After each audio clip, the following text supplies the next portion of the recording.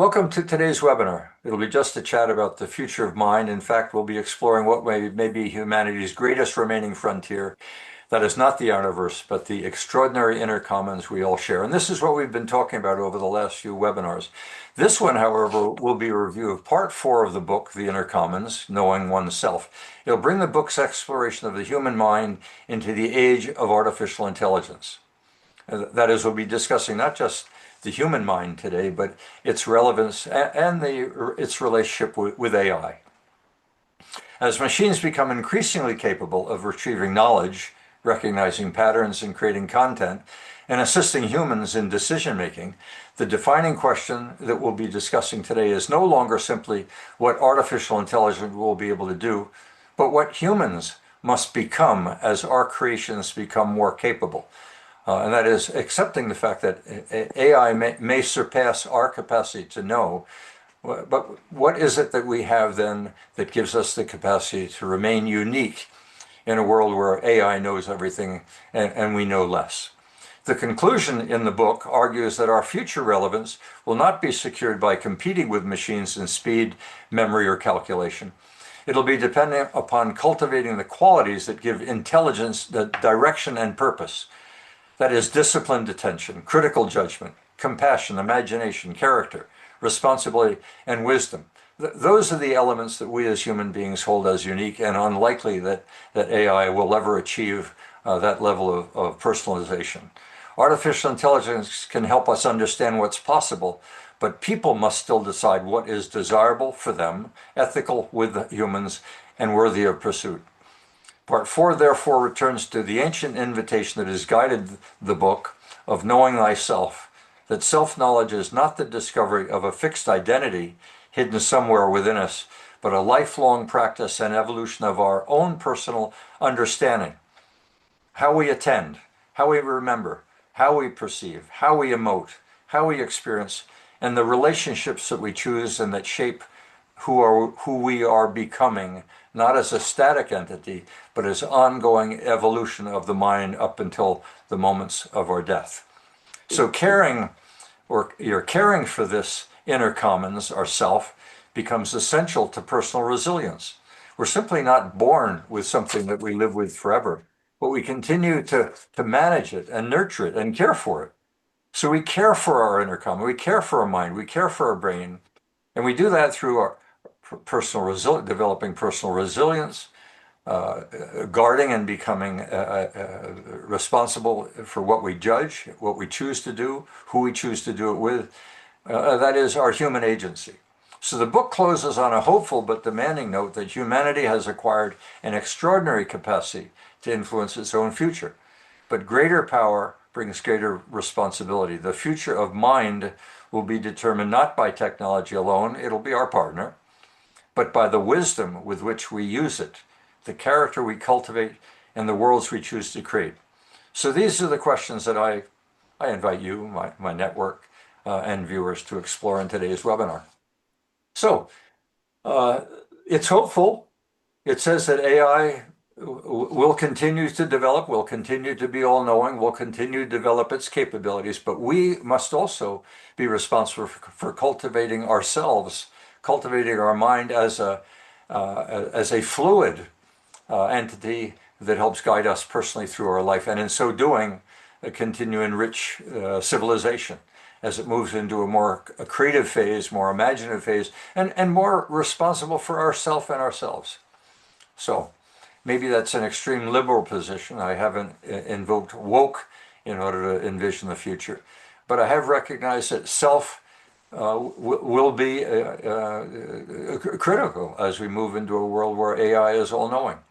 That's not a lot different than what we've been talking about, but it really brings it into focus for today. So anybody want to jump in on that and add their own 2 cents worth about the relevance of self and the relevance of what we do for ourselves, not simply as passive individuals in life, but individuals that take responsibility for who we are and what we do? I must say I've written my newsletter coming out tomorrow or on Saturday builds on this. It points out all the paradoxes that exist in our world today. We live with these odd relationships where Trump, on one hand, says with Ukraine that he's prepared to help, and the next thing he cites North Korea as leader as his friend. We have the paradoxes of a government that says at one time clean energy is everything, and the next generation of leaders comes along and says we need to develop Canada into a superpower. We have uh, people that say one thing and do another, which indicates to me a lack of responsibility.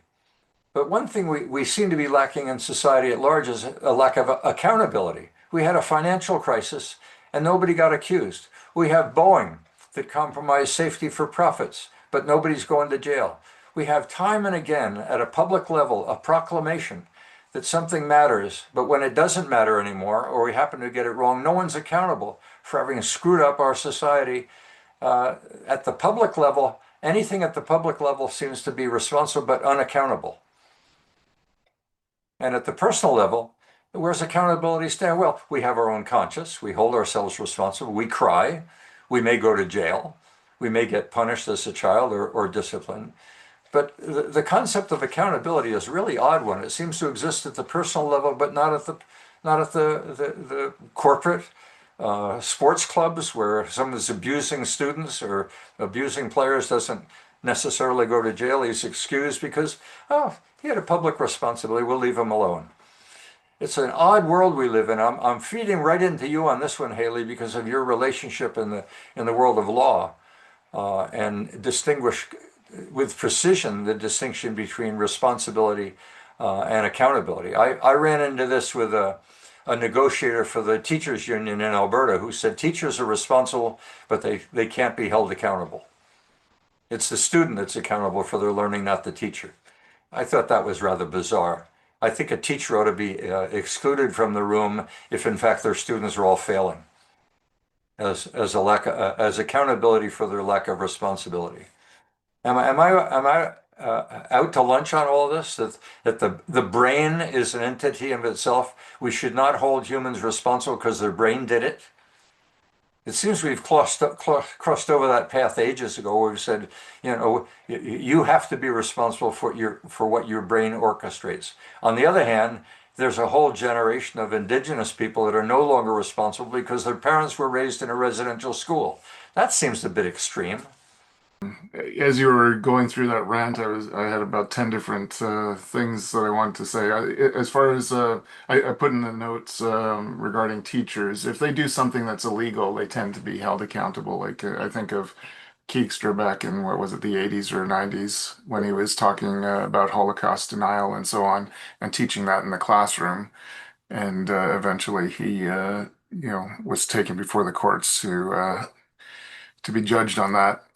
But yeah, I mean, we are all accountable on an individual level, and this is one of, as you said, this is one of the big issues in society. You know, the fact that nobody went to jail over the financial crisis, Right. despite clear mismanagement.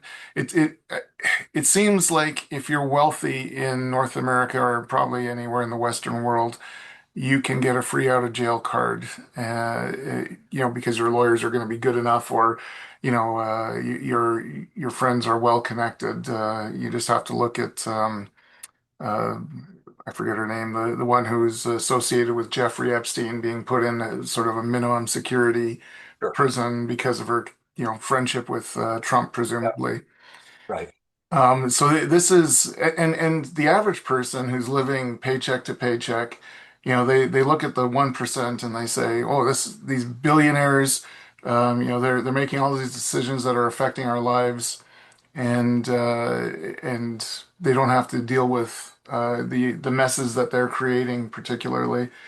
Um, but we're just struggling to survive, So and that schism between public responsibility and personal responsibility is massive. As you absolutely, point out, it isn't billionaires anymore, it's trillionaires, yeah, well, one at least. which seems to give them license not only to do what they want or say what they want, but to do what they want, whether it has public implications or not, and whether they'll ever be held accountable. I mean, I think Trump has said openly that he is beyond the law. He said, They'll never put me in jail in New York." Go ahead, Bill. Yeah, we have to understand the concept of justice and the concept of law. They're not the same thing.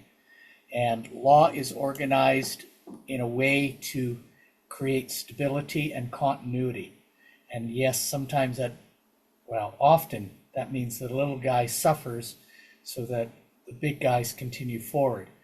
And I think that's really what's always missing when we talk about external uh, um, control versus internal control, as you're talking about, Sure. responsibility versus law enforcing responsibility.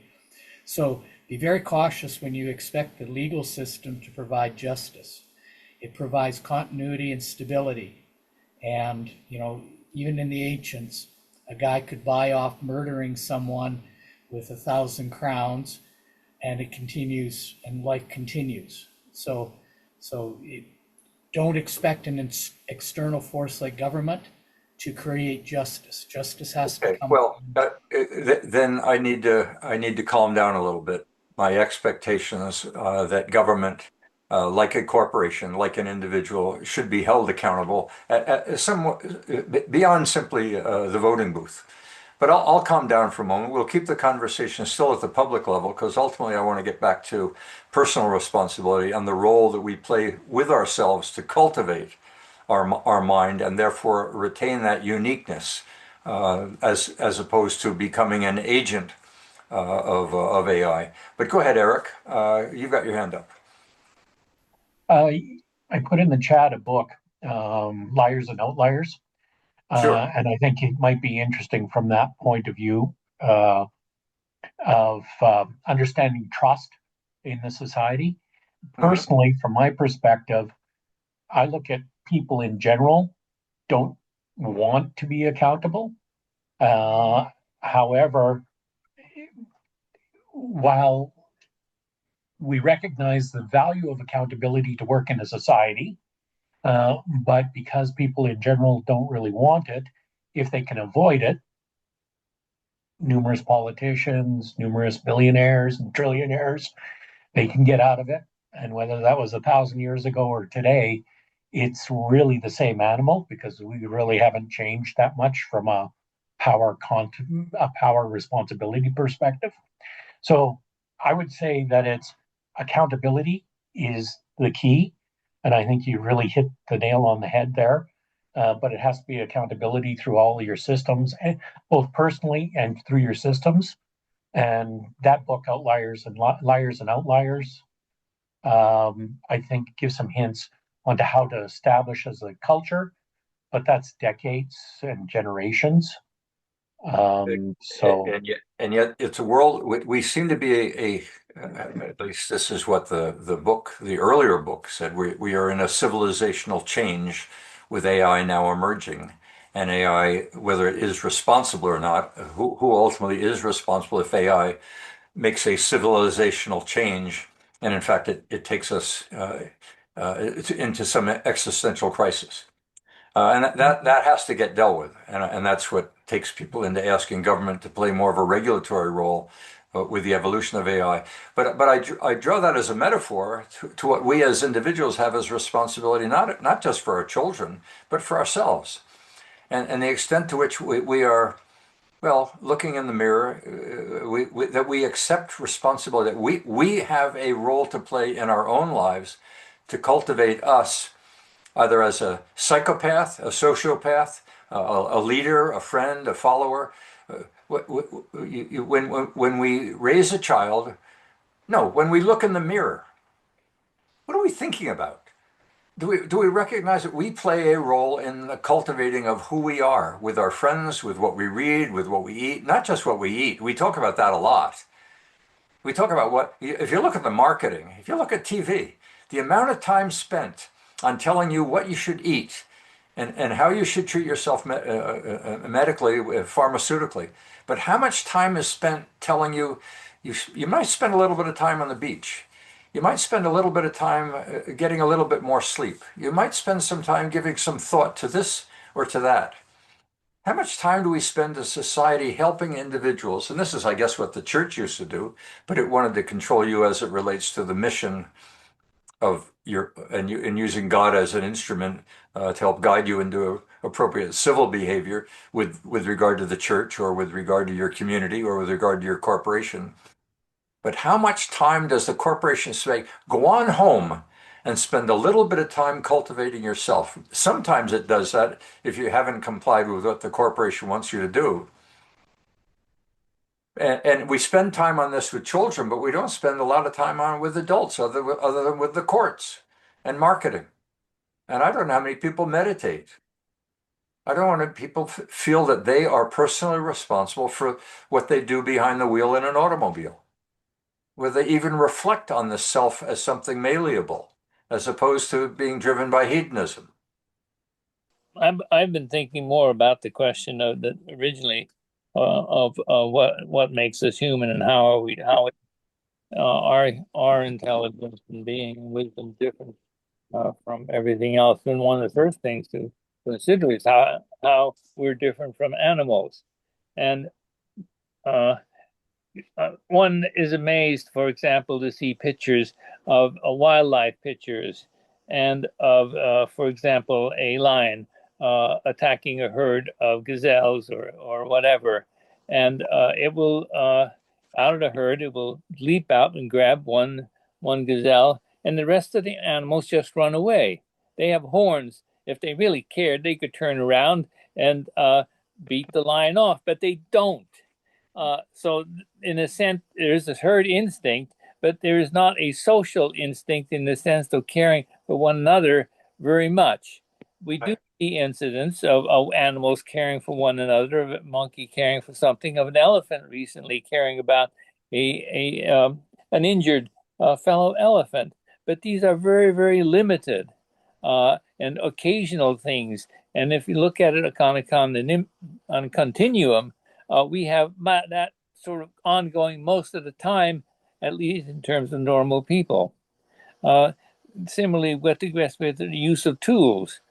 Yeah, animals can sort of use tools in very odd particular situations. We're using tools all the time. We think about tools, and in a sense, we do something more with tools than simply grabbing at a natural object. Animals that actually change what they're doing in order to have a tool are extremely limited. And again, it's all part of a continuum of what you might call all that much continuum at the upper end. We start getting to what you're. But most of those tools, though, Tommy, we use with AI. We use it, but it has a capability to tell us things that we didn't know. Yes, that's true, but so does an encyclopedia. Yeah, but an encyclopedia isn't dynamic; it's passive. Uh, AI has the capability of building with much more efficiency than anything I've ever seen before. It's certainly better than any professor that I've met in terms of having access to a vast array of information. The professor may have wisdom. It may be better able to know when to apply what knowledge where and when, which I would give it wisdom. I'd say it's better at knowing when to apply and where to apply it than what AI has. But this really puts us into a dynamic that I don't think I'd ever experienced before. And it's not that an encyclopedia is AI is with me all the time. I can carry it around. I can use it for virtually anything. I'd have to go to one book and then another book, and it's much more efficient. that's true, but it's still something that you are using. You decide to use it. It doesn't decide that you need to use it. Correct, but it does have the capability, and we've seen this recently. It can run an organization. It can begin to become an agent and do things that you have instructed it to do on your behalf. So Yeah, it can mimic and become your mirror, and it can do that on a broad base as well. I So had very interesting experience about AI, a simple one showing emotion or expressing emotion, I should say. Uh, I was wondering about the word fart. Now, the word fart is a word, and yet it has an immediate. I see Ulrich's smiling. It has the yeah, immediate effect of causing people to smile or giggle, and that's sort of interesting because it's a pattern of sound that immediately elicits this sort of emotional response Sure. in people. Sure. So one of the things I wondered was, well, if you the word fart in Swedish simply means fast, and if you Right. go fart in Sweden, no one's going to think Right. anything of it. So I went and asked Gemini, what is the Swedish word for fart? I didn't know it. I guess this wasn't part of my vocabulary. 6 or 7, or I'd forgotten it. And it Yeah. turned out that the Swedish word for fart is pruta, pruta.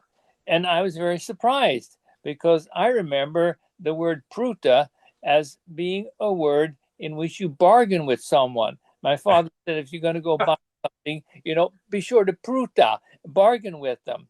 Right. So I asked Gemini, hey, what's wrong here? I remember this.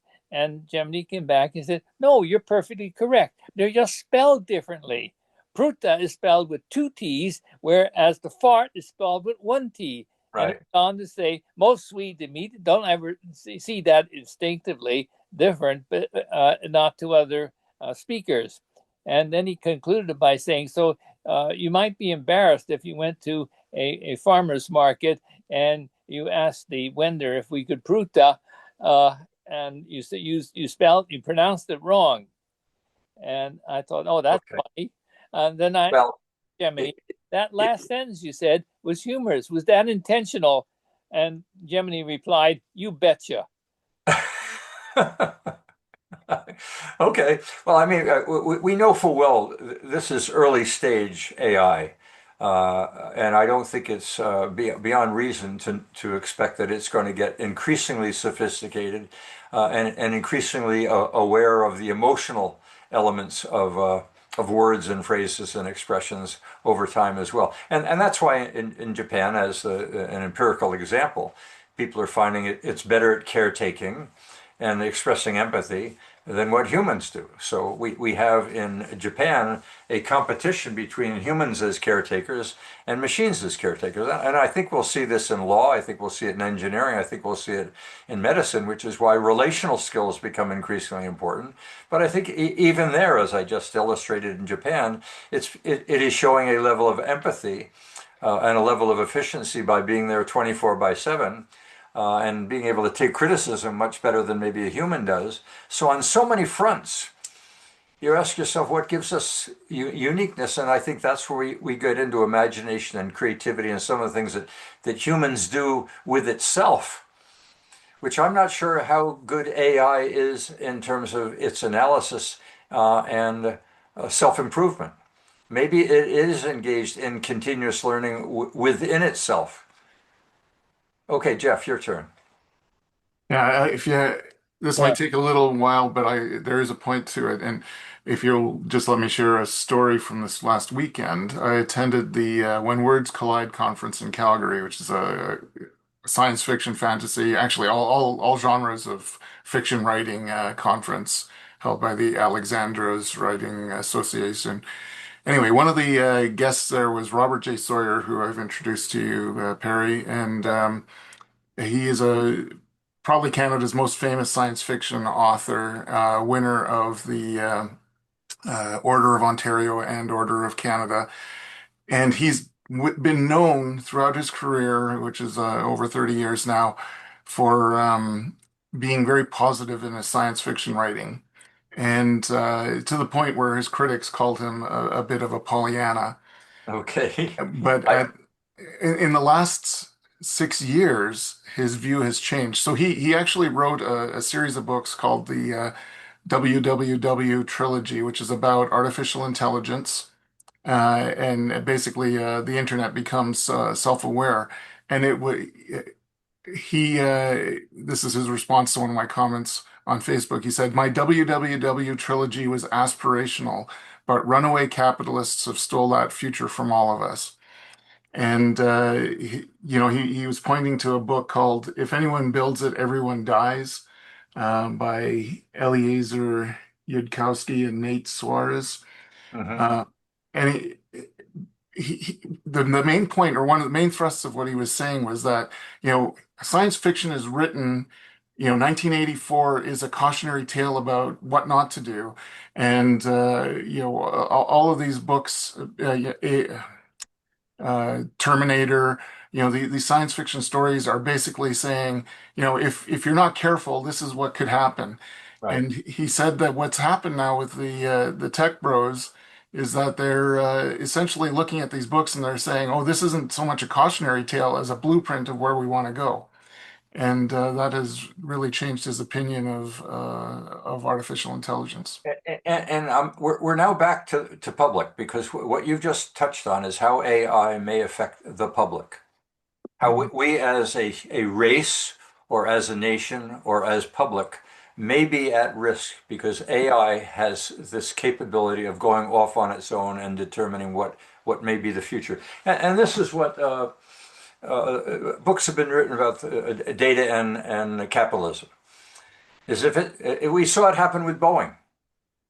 I mean, I watched the documentary last night. It shook me up a little bit, and it was on the basis of that I wrote the editorial for this coming weekend about responsibility and accountability. So, if AI is given responsibility for certain human tasks, is it accountable? And I think the point is, how do you hold it accountable? It's alive and well. China is going open source. The United States is trying to do control. We got democracy wanting to put AI under wraps. We got China, which is presumably a socialist state, doing exactly the opposite. That's a paradox as well. But let's drill down to the person. So if these books are right, if in fact there is risk in the future, what can we as individuals do? That's what the book tries to get into at the end, of knowing thyself and take responsibility for who you are. 1984 gets that message across. It ultimately, the salvation was the individual stepping up to defend itself. And it's a little bit of Ayn Rand too, frankly. If we are being threatened at a national, at a corporate, at a societal, at an existential level, what can we do as individuals? And that's what takes us into creativity, of think differently, think openly, exercise critical judgment. But it also says what will be called on in parenting. Not only what do we do for ourselves, because this becomes a lifelong endeavor, not simply I got my degree and I'm finished, or I left home at 18. I think we need to help people understand that this has always been the case, but it's more so now, of taking responsibility for oneself and recognizing that the risks that you often run is a byproduct of your own, either of your own ignorance, your own selfishness, or not managing the boundaries that you know well. Go ahead, Eric. Just wanted to mention that, I like what you're saying in regards to responsibility. I think one of the major differences is the values that humans hold.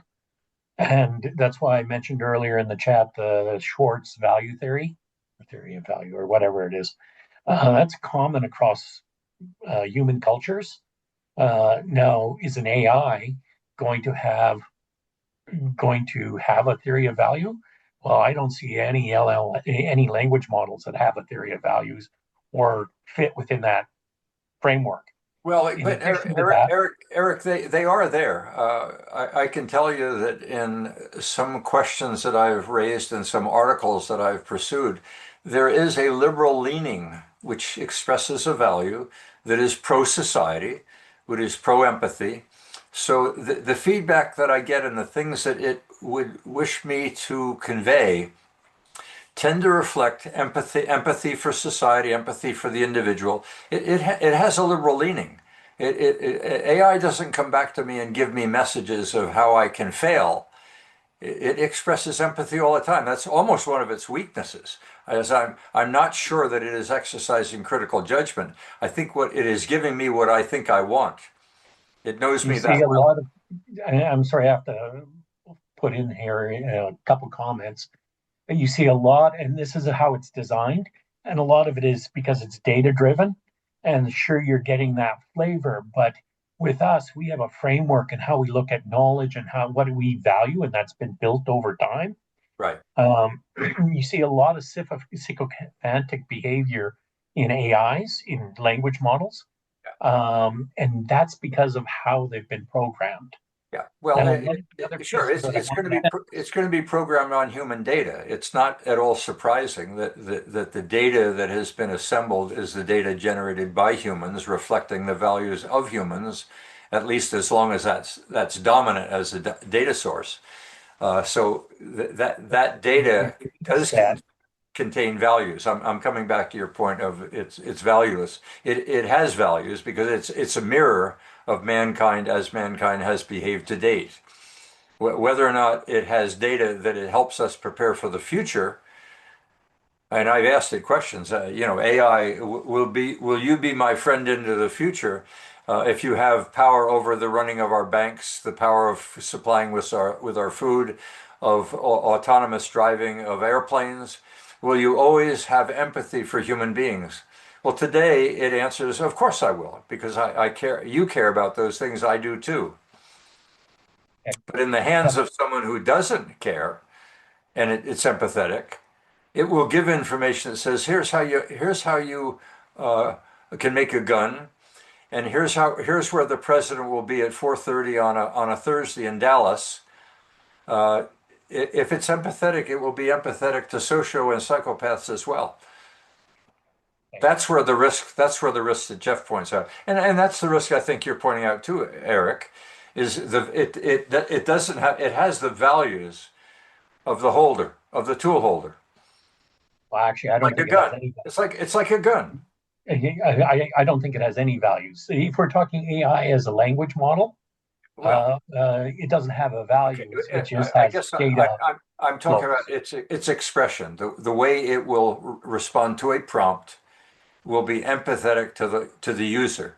If the user has no values, well, every user has a value. If a user Every has user has a negative value. values, it will express negative values. That's one of the regulatory issues that we're facing with AI, is how do you put guardrails on it so that it is not empathetic to people that want to do evil to individuals who want to commit suicide or to societies that wish to preserve themselves. Go ahead, Bogdan. Um, yeah, a couple of things. A very interesting discussion, and the subject just keeps shifting. So I kept raising and lowering my hand. So first of all, what we're talking about as AI nowadays, it's the combination of an LLM model with a harness. And much of the pleasing and apparently ethical behavior is enforced by the harness, not by the LLM itself. The LLM itself, the inner brain, so to speak, is a statistic engine that has the signature of human nature. So it has good and bad in it. The harnesses clean up and make the so-called AI team friendly. So this is one point. The other thing that I'm very um, interested in is the impact on future generations that AI will have. So we as adults were kind of wired, and each of us has whatever mental capabilities they've succeeded to build, but we're relatively rigid. The Wait, the wait. Let me interrupt there. We're not relatively. We're quite fluid. That's where learning and experience come in. We move well beyond what we were inherited at birth and what we even have at 18. You're not the same person you were at age 5, and that's not uh, that's life's experience. by the temperament guides us, and then we build that character that kind of leads us. And what we do, as much as I understand, I know I'm talking outside my formal Well, education, but and but I you've shared with me many times. You made decisions in the course of your life. There were many forks in the road, and you made decisions that governed who you are today. You're not simply the yes, byproduct of the environment and your DNA. You make decisions. Your brain, yourself, has played a role in shaping who you are today and the decisions you make. That's the whole point of the book, is that but acknowledging the fact that we shape ourselves. We make decisions. Yes, uh, I agree that we do have flexibility in the decisions we make, but the vast majority of my decisions are actually anchored, and I'm sharing personal things, are anchored in a life-threatening event that I went through when I was 2 years old Sure. that shaped the choices in behaving with other people. Right. Okay. Uh, so But with that, you know full well you came into an environment where you thought you could make broader choices and not live in fear the rest of your life. You made a decision. You jumped off that ship. yep, yeah, So um, you have lived a life of trying to open things up, even though there were forces trying to close them down. You made a choice. Some people gave up and stayed in that space and went to the gas chamber. and in my opinion, this is because Perry, many of those who take part in your call have chosen as the value for their life, creativity, and um, innovation and Well, openness. look, responsibility for oneself. It's not rocket science. Shirley, Mel, Tommy, Eric, it is not rocket science to tell a child you can shape your future. You do not have to be the byproduct of what the teacher says, of what your president says. Those Boeing, the guys who were assessing quality, some of them stayed in Boeing. Others became whistleblowers. The whistleblowers were unusual. The whistleblowers had to confront lawyers and billionaires. One of them committed suicide under that much pressure. But individuals can become whistleblowers. And if we don't have whistleblowers in a democracy, we are going to fail because there Yeah, are going to be trillionaires that want to control yes, and contain. yes. One more thing, and then I'm done.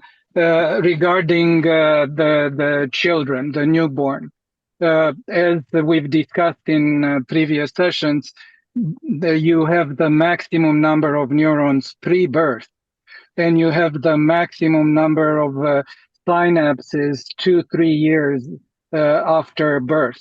And from that point on, as we are now as a species, we keep pruning and pruning and pruning and pruning, um, trying to get to the essence. Of course, there is change in the strength of synapses and so on, but overall, the mental capability keeps pruning. What AI, in my opinion, given we're going to exist as a species, what AI might bring is the degree of pruning that the new generations would go through. So AI removes a certain need to process from minds, but it leaves behind another component of the mind that current AI don't talk and don't plan to do. Like even the JEPA architecture, in which you have some kind of a circular self-improvement and so on, they do not reach the emerging capabilities of an embryo that keeps recursively accumulating knowledge and experience So, so, so, throughout its so, growth. so, so therein lies, if human beings still have the capacity to make choice, and you've just said something wise, that we as parents, we as companies, we as society, we in our laws, we in all of the things that we have, can open up our minds or we can close them down for control. We can say you live in a world of risk, we need to protect you, and we're going to close down everything. On the other hand, we allow gambling, which we know full well has mental health risks, but the government gets revenue, so we have a paradox right there. But I really like where you're going, which is where human beings at an individual level, at a family level, at a community level, at a provincial level, can open up our minds and express freedom as opposed to telling us we're closing everything down. We're going to give you freedom by closing down all of the risk. and you will now be safe. You'll be safe, but sorry. The price of freedom is risk. The price of freedom is risk. Yeah. Yeah, You I mean, I stumbled into it, but I've said it before, the risk of overprotection. The price of freedom is risk. And if we de-risk society, we're giving away society to AI and to those that wish to control, always telling us, we're here to make you safe. And the cost is the debt at the federal level. The cost is your freedom, but we're here to make you safe. That is scary. That's snake oil salesman to me. When someone says they will take responsibility for me so I don't have to take responsibility for myself, that is scary. And when you tell a child, you need to make decisions. You control your future. Do not give it away to a government, and be prepared to quit a job if you find yourself sacrificing yourself for that. That requires a degree of resilience and bravery. And we need to teach our children that, to be brave, to be willing to confront, to be a whistleblower is to be right. free. I'm going to skip you, Bill. I'm going to go to Tommy and then I'll come to Bill. Go ahead, Tommy.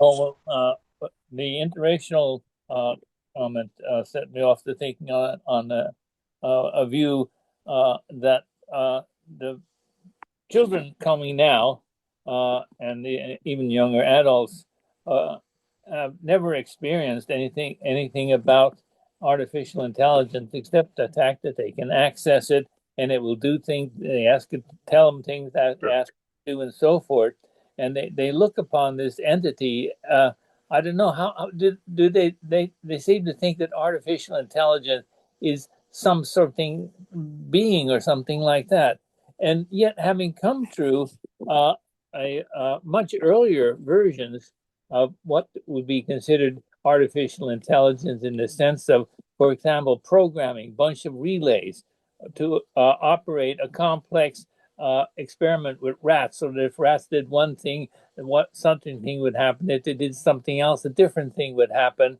and and that might take a whole bank of relays that would largely fill up an entire room or a small closet. And seeing that in that the artificial intelligence, then you go one step further to small computers in the old days where you had individual cards. You could pull the cards out. You could see essentially little microchips that essentially work just like relays. And yet that when you program some computers like this, it could do some really complex stuff for you. And Sure. I don't see artificial intelligence in some ways really is nothing more than still a lot of relays. Like my attack about question of consciousness. So there's nothing that any computer does that couldn't be simulated by a mechanical relay. And so supposedly then, if the question of consciousness comes up, some massive number of relays it can be considered a conscious entity just because it's doing the same thing that an artificial intelligence in a computer, a solid state computer does. So I don't see, I guess, having come to that, I don't see the magic that so many people say to think about what artificial intelligence is. I still see it. Okay, but if I have access to something that can move that efficiently at literally no cost, I have an asset that I never had before, and it's accessible to everybody for almost for free. Yeah. So at one time we thought the encyclopedia was a good thing. At one time we thought education was a good thing. It's now available to everybody.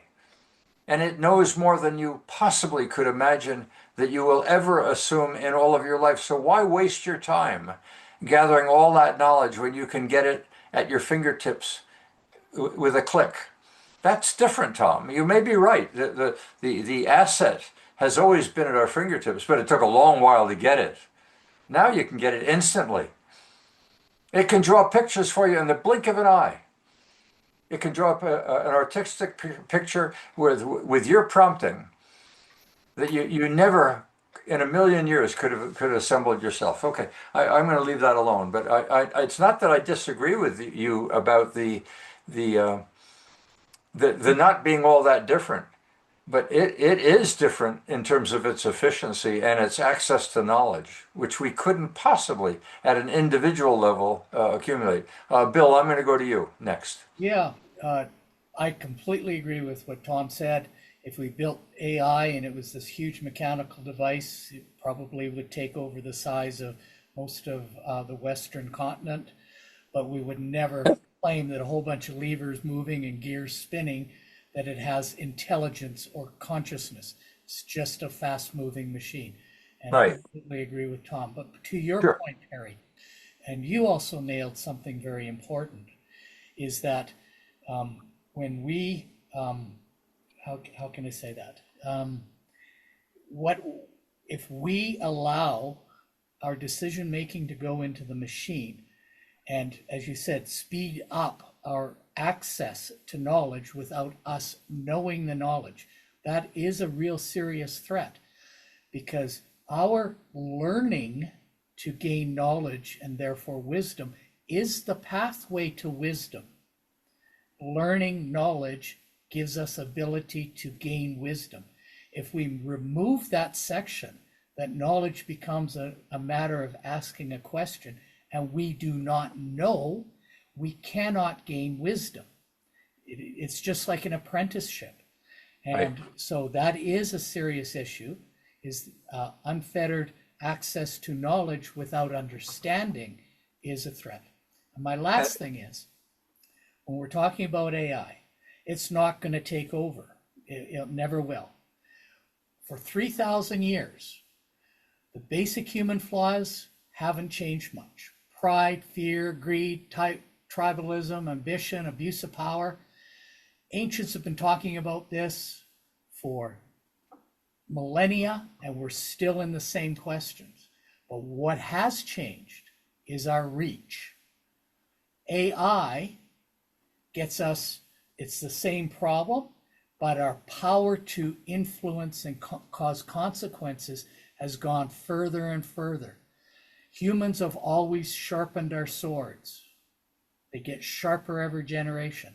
What we are failing at is making the hands that swing that sword responsible, capable, and moral.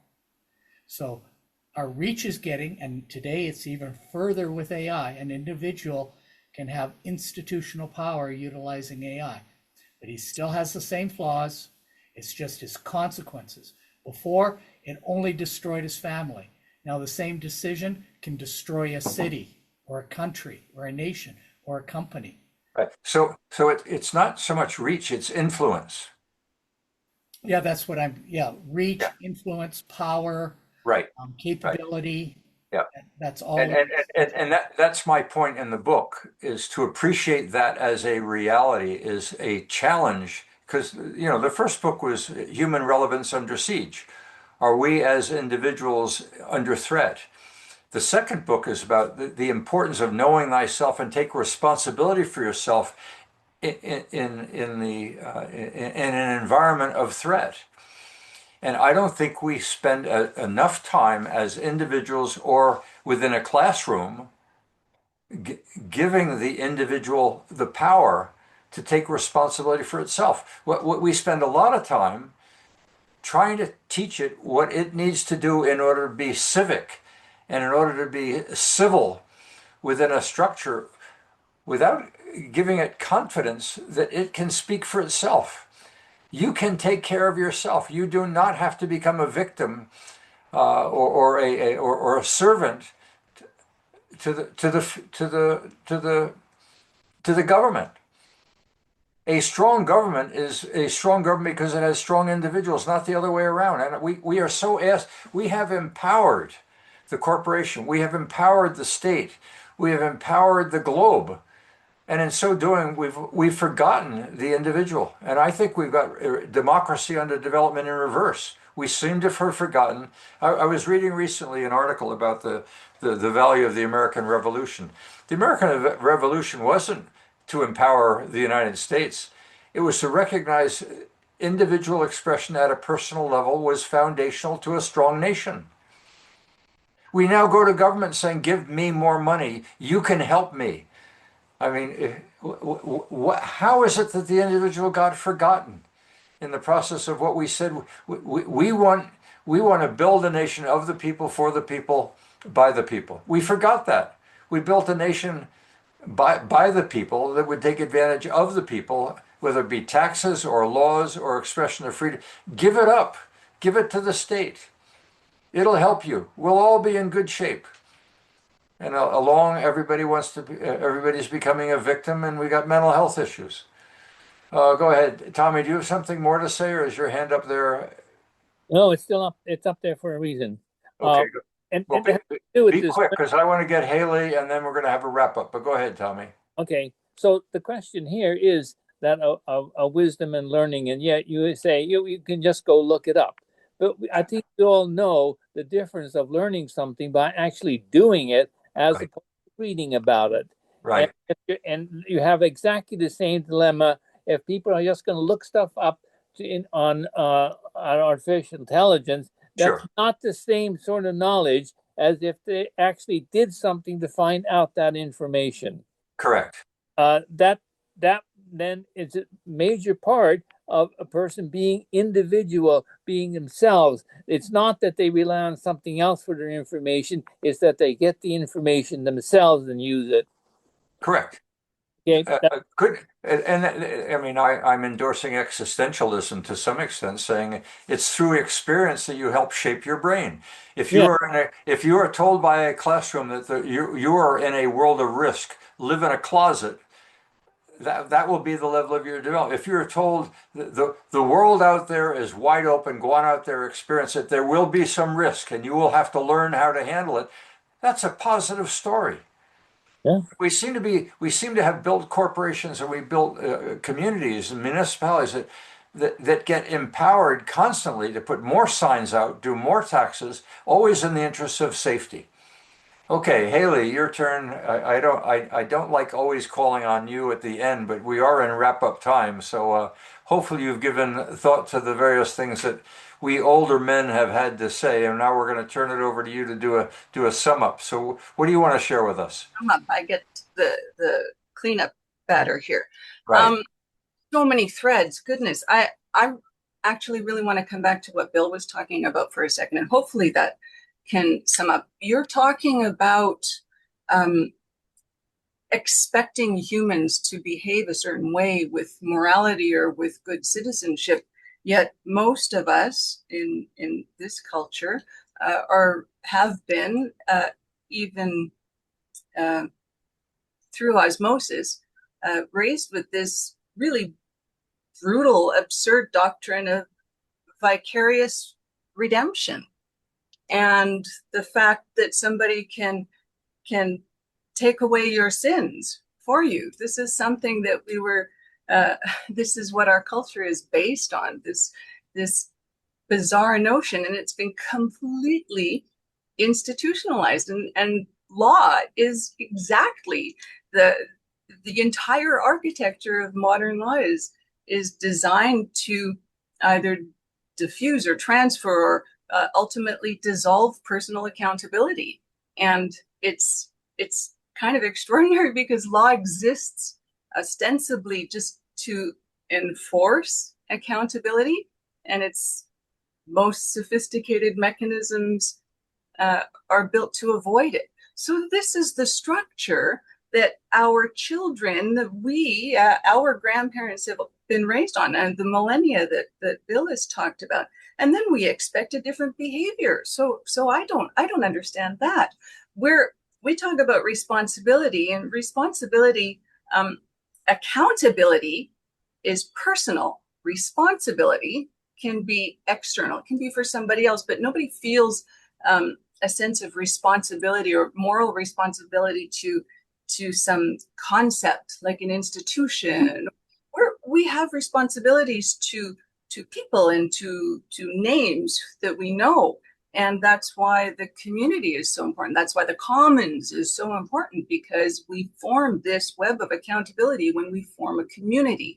And other than that, all the AI, I don't quite see the angles for the AI conversation fitting into any of this. It's just bouncing off this bubble, because in the end, it's however many handful of people are faced with, what are we going to do with it? And I still don't know the goal of AI. What's the goal? Do we have an end goal? I don't know. Well, when people express threat, when they see AI as an existential threat, because of its capacity to know, and knowledge was always power, we're assuming that the future that we are envisioning of AI is one where AI increasingly has power because it knows. Therefore, we are somewhat either irrelevant or under threat, which then takes me back and takes the book back to, you better get a grip on yourself and know who the hell you are. So, are you, taking your point on responsibility, are we even responsible for ourselves?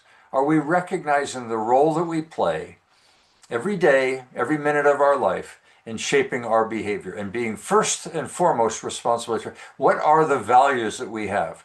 What is our objective as individuals? We have choices to make, and yet we're told over and over again, those choices are going to be made for us. We will become servants to the state, or servants to the municipality, or servants to the corporation, or servants to the family. We don't spend a lot of time telling children, get your act together, spend time with yourself, getting to know how strong you can be as a civil individual. How much time do we spend with children talking about the power of meditation? We once used to talk about prayer, and I got to give some credit to that, although it was prayer as it related to some God. I wish we could spend more time with children, empowering them to feel confident that they can be resilient and take responsibility for themselves. Okay, that's my wrap up for today.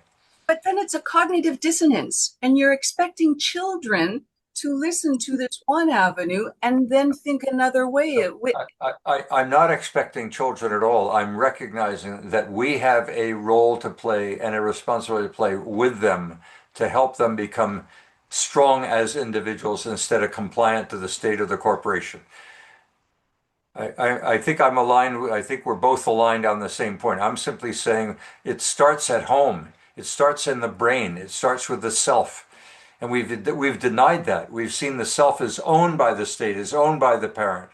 We don't help the individual self realize what responsibility it can take for itself, which takes us into imagination and creativity, where the self says, well, what if? What if I could do this? What if I could do that? As opposed to, what am I allowed to do? I'd like to do a webinar just on the power of what if. Instead, I'm going to say goodnight to all of you.